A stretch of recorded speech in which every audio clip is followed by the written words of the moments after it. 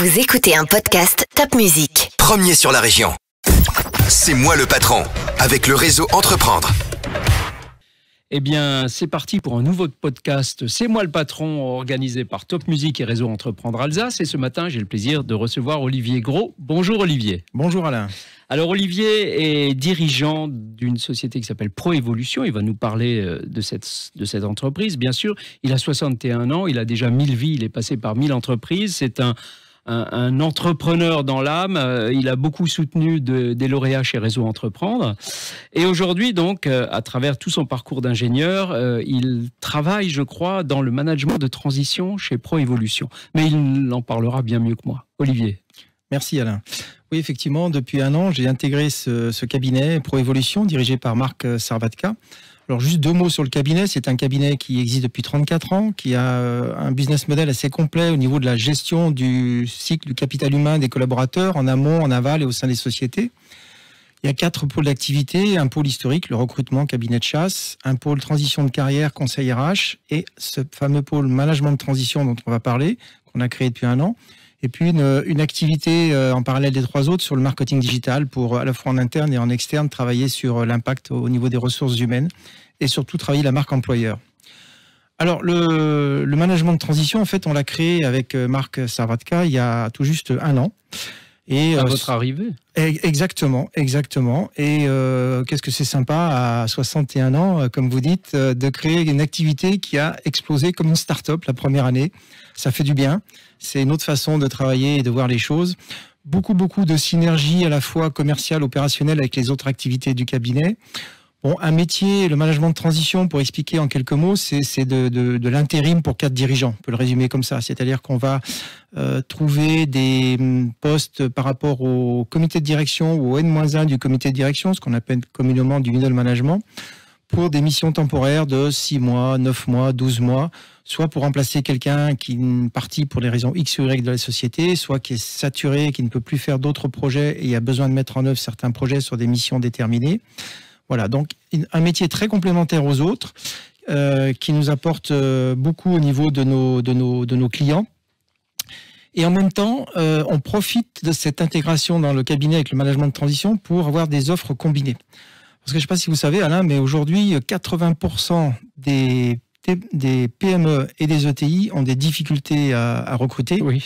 Et en plus, avec des durées... Les chefs d'entreprise nous le disent. Exactement. Et en plus, avec des durées très très longues qui vont pour des cas de dirigeants, en étant optimiste, entre 6 et 9 mois. Voilà. Or, les postes de cadre dirigeants sont des postes clés. Oui. Donc, on ne peut pas attendre 6 ou 9 mois. Très rapidement le poste. Exactement. Et nous, on a une possibilité avec le management de transition d'amener un candidat sur le poste pour une mission temporaire en quelques jours, en moins d'une semaine. Et est-ce que c'est compliqué pour ce cadre qui arrive dans une société généralement structurée de s'intégrer ? Comment est-ce que ça se passe ? Alors, tout le monde ne peut pas être manager de transition, c'est une bonne question, ça, Alain. Effectivement, il faut avoir un certain profil, il faut avoir un leadership, en même temps de l'humilité, il faut avoir beaucoup d'expérience. L'âge moyen du manager de transition, c'est 54 ans en France, hein, il faut le savoir. Donc c'est des gens qui ont une belle carrière déjà derrière eux, dans le management. Hein. Oui, 25, 30, 35 ans d'expérience. Et en fait, pour être nous à même de répondre par rapport du recrutement en quelques jours pour présenter des candidatures, on a mis en place une plateforme pour notre communauté de managers de transition. Et aujourd'hui, après à peine un an d'existence de cette plateforme, on est déjà à 750 managers inscrits, qualifiés, validés sur cette plateforme.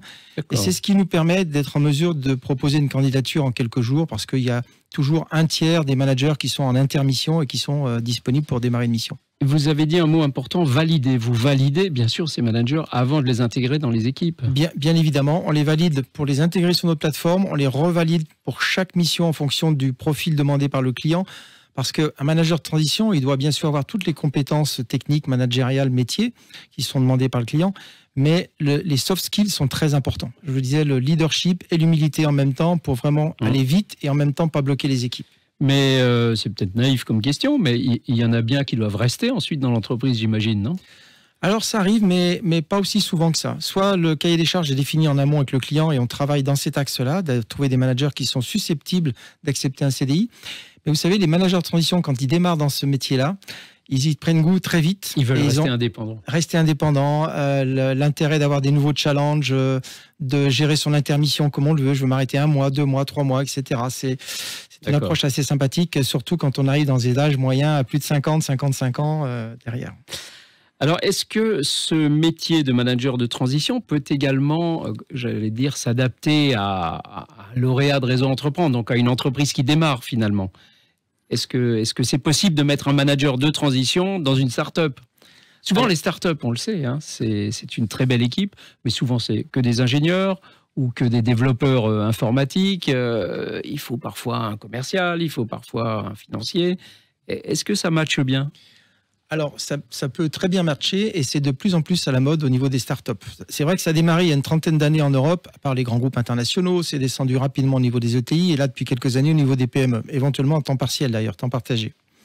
On touche les startups depuis peu de temps, parce que quand les startups, d'abord il y en a de plus en plus actuellement, et quand les startups arrivent dans une phase de maturité au niveau du développement, au niveau du marché, qu'ils en sont à leur deuxième ou troisième levée de fonds, le fonds d'investissement ne va pas mettre quelques millions dans une start-up si elle ne se structure pas un peu. Ça veut dire quoi? Ça veut dire mettre un board en place, du reporting, Bien sûr. des relations avec les banques et des gestions de ressources humaines dignes de ce nom. Et donc, dans ce cas-là, un manager de transition, vous voyez, un peu DAF et des RH en même temps, fait tout à fait l'affaire pour 6 mois, 9 mois pour structurer la start-up. Donc, vous êtes parfaitement à votre place chez Réseau Entreprendre. Tout à fait, Alain, j'espère. En tout cas, j'ai été accompagnateur sur des sociétés, des jeunes entrepreneurs et c'est très intéressant. Très bien, donc chers amis entrepreneurs, si vous avez besoin de managers de transition, vous savez où vous adresser, c'est chez Proévolution. Olivier Gros vous réservera le meilleur accueil. Merci Olivier. Avec grand plaisir et merci Alain.